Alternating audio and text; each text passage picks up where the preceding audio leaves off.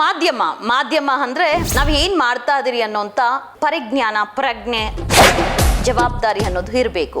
ಇವತ್ತು ಸಾಮಾನ್ಯ ಜನರು ಕೂಡ, ಮಕ್ಕಳು ಸಹ, ವಿದ್ಯಾರ್ಥಿನಿಯರು ಸಹ ಮಾಧ್ಯಮ ಅಂದ್ರೆ ಅಸಹ್ಯ ಪಡುವಂತ ರೀತಿ ಆಗ್ತಾ ಇದೆ.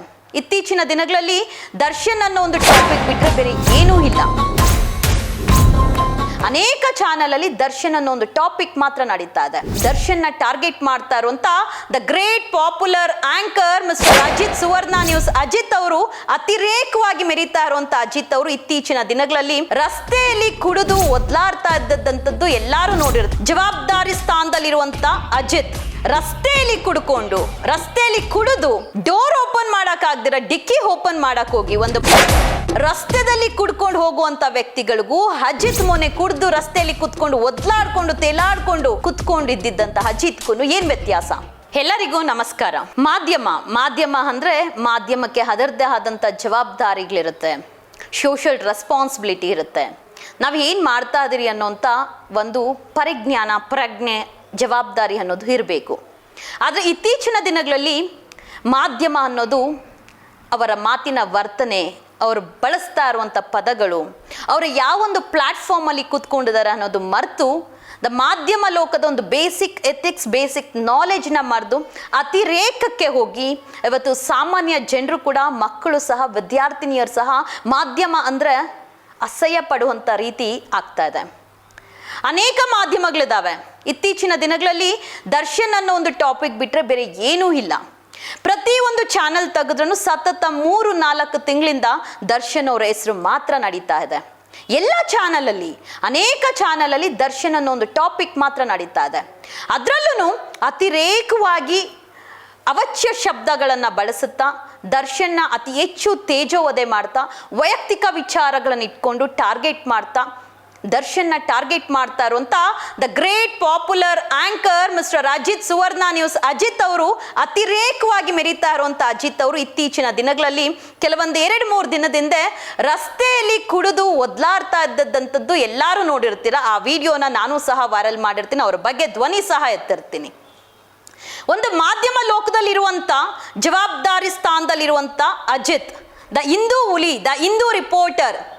ಎಷ್ಟೋ ಜನ ಹೇಳ್ತೀರಾ ನಮ್ಮ ಹಿಂದುತ್ವನ ಉಳಿಸ್ತಾ ಇರುವಂತವ್ರು ದ ಅಜಿತ್, ನಮ್ಮ ಹಿಂದೂದಲ್ಲಿ ಇರುವಂತ ಒಂದು ಪಾಪ್ಯುಲರ್ ಆಂಕರ್ ಅಜಿತ್ ಅಂತ ಎಷ್ಟೋ ಜನ ಅವರ ಬೆಂಬಲಿಗರು ಅವ್ರನ್ನ ವ್ಯಕ್ತಪಡಿಸ್ತಾ ಇದ್ದಾರಾ, ಬೆಂಬಲಿಸ್ತಾ ಇದ್ದಾರಾ. ಗ್ರೇಟ್, ಒಳ್ಳೇದು. ಬಟ್ ಸಮಾಜಕ್ಕೆ ಏನ್ ಮಾಹಿತಿ ಕೊಡಬೇಕು? ಕೆಲವರೆಲ್ಲ ಪ್ರಶ್ನೆ ಕೇಳಿದ್ರಿ, ಅದು ಅವ್ರ ವೈಯಕ್ತಿಕ ವಿಚಾರ, ಡ್ರಿಂಕ್ಸ್ ಮಾಡೋದು ಅಂತ ಹೇಳಿ. ನಾನು ಅವ್ರ ವೈಯಕ್ತಿಕ ವಿಚಾರಕ್ಕೆ ಹೋಗಲ್ಲ, ಡ್ರಿಂಕ್ಸ್ ಮಾಡಲಿ, ಅದರದ್ದೇ ಆದಂಥ ಜಾಗ ಇರುತ್ತೆ. ಬಟ್ ಅಜಿತ್ ಅವರ ವರ್ತನೆ, ರಸ್ತೆಯಲ್ಲಿ ಕುಡಿದು ಡೋರ್ ಓಪನ್ ಮಾಡೋಕ್ಕಾಗ್ದಿರ ಡಿಕ್ಕಿ ಓಪನ್ ಮಾಡಕ್ ಹೋಗಿ ಒಂದು ಮಹಿಳೆ ಕೆಳಗೆ ಇಳಿಯುವಂಥ ಸಮಯದಲ್ಲಿ ಯಾವುದಾದ್ರೂ ಒಂದು ವೆಹಿಕಲ್ ಬಂದು ಗುದ್ದಿದ್ರೆ ಯಾವ ರೀತಿ ಆದಂಥ ಒಂದು ಆಘಾತ ಆಗ್ತಾ ಇತ್ತು? ಯಾರಲ್ಲಿ ಬಲಿ ಆಗ್ತಾ ಇದ್ದದ್ದು? ಹಾಗಾದ್ರೆ ರಸ್ತೆಯಲ್ಲಿ ಕುಡ್ಕೊಂಡು ಹೋಗುವಂಥ ವ್ಯಕ್ತಿಗಳಿಗೂ ಅಜಿತ್ ಮೊನ್ನೆ ಕುಡ್ದು ರಸ್ತೆಯಲ್ಲಿ ಕುತ್ಕೊಂಡು ಒದ್ಲಾಡ್ಕೊಂಡು ತೇಲಾಡ್ಕೊಂಡು ಕುತ್ಕೊಂಡಿದ್ದಂಥ ಅಜಿತ್ಗೂ ಏನು ವ್ಯತ್ಯಾಸ? ಸಾಮಾನ್ಯ ಜನರು ತಪ್ಪು ಮಾಡಿದ್ರೆ ಮಾಧ್ಯಮದವರು ಪ್ರಶ್ನೆ ಮಾಡುವಂಥವ್ರು, ಮಾಧ್ಯಮದವರು ತಪ್ಪು ಮಾಡ್ತಾ ಇದ್ರೆ ಸಾಮಾನ್ಯ ಜನರೇ ಪ್ರಶ್ನೆ ಮಾಡ್ಬೇಕಲ್ವಾ? ಇವತ್ತು ಒಬ್ಬ ರಾಜಕಾರಣಿ ಇದ್ದಾನೆ ಅಂದ್ರೆ ಅದು ಸಾಮಾನ್ಯ ಜನರಿಂದ, ಒಬ್ಬ ಡಾಕ್ಟರ್ ಇದ್ದಾರೆ ಅಂದ್ರೆ ಅದು ಸಾಮಾನ್ಯ ಜನರಿರೋದ್ರಿಂದ, ಒಬ್ಬ ವಕೀಲರಿದ್ದಾರೆ ಅಂದ್ರೆ ಅದು ಸಾಮಾನ್ಯ ಜನರಿರೋದ್ರಿಂದ, ಒಂದು ಕೋರ್ಟ್ ಇದೆ, ನ್ಯಾಯಾಲಯ ಇದೆ, ನ್ಯಾಯಾಧೀಶರಿದ್ದಾರೆ ಅಂದ್ರೆ ಅದು ಸಾಮಾನ್ಯ ಜನರಿಂದ. ಇವತ್ತು ಮಾಧ್ಯಮ ನಡೆಸ್ತಾ ಇದೆ ಅಂದ್ರೆ ಅದು ಸಾಮಾನ್ಯ ಜನರಿಂದ. ಆದ್ರೂ ಮಾಧ್ಯಮದವ್ರಿಗೆ ಒಂದು ಜವಾಬ್ದಾರಿ ಇರುತ್ತೆ, ಸೋಷಿಯಲ್ ರೆಸ್ಪಾನ್ಸಿಬಿಲಿಟಿ ಇರುತ್ತೆ. ಯಾರಾದ್ರೂ ತಪ್ಪು ಮಾಡ್ತಾ ಇದ್ರೆ ದ ಓನ್ಲಿ ಒಂದು ಪ್ಲಾಟ್ಫಾರ್ಮ್, ಅದು ಒಡೆದು ಎಬ್ಬರಿಸುವಂತ ಕೆಲಸ ಮಾಡುವಂತ ಆ ತಾಕತ್ತು, ಧೈರ್ಯ ಅಂತ ಇರೋದಂದ್ರೆ ಅದು ಮಾಧ್ಯಮ ಲೋಕಕ್ಕೆ, ಮಾಧ್ಯಮ ಮಿತ್ರರಿಗೆ ಮಾತ್ರ. ಬಟ್ ಇವತ್ತು ಮಾಧ್ಯಮದವ್ರು ಏನ್ ಮಾಡ್ತಾ ಇದ್ದೀರಾ? ಎಲ್ಲಿ ಹೋಗ್ತಾ ಇದೆ ನಿಮ್ಮ ವರ್ತನೆ, ವರ್ಚಸ್ಸು, ನಿಮ್ಮ ದಾರಿ ಯಾವ ಲೆವೆಲ್ ತಪ್ತಾ ಇದೆ? ಅಜಿತ್ ಅವರು ದರ್ಶನ್ನ ಟಾರ್ಗೆಟ್ ಮಾಡುವಂತ ಉದ್ದೇಶ ಆದ್ರೂ ಏನು? ಹಾಗಾದ್ರೆ ನಮ್ಮ ರಾಜ್ಯದಲ್ಲಿ ಯಾವುದೇ ಒಂದು ಕ್ರಿಮಿನಲ್ ಕೇಸಸ್ ಆಗ್ಲೇ ಇಲ್ವಾ? ಆಗ್ತಾನೆ ಇಲ್ವಾ? ಪ್ರತಿನಿತ್ಯ ಒಂದು ಹೆಣ್ಣು ಮಗಳ ಮೇಲೆ ಅತ್ಯಾಚಾರ ಆಗ್ತಾ ಇದೆ. ಬೇರೆ ಜಾತಿ ಬಿಡಿ, ನಮ್ಮ ಹಿಂದೂ ಹೆಣ್ಣು ಮಕ್ಕಳ ಮೇಲೆ ಪ್ರತಿನಿತ್ಯ ಅತ್ಯಾಚಾರ, ಅಲ್ಲೇ ದೌರ್ಜನ್ಯ ಆಗ್ತಾ ಇದೆ.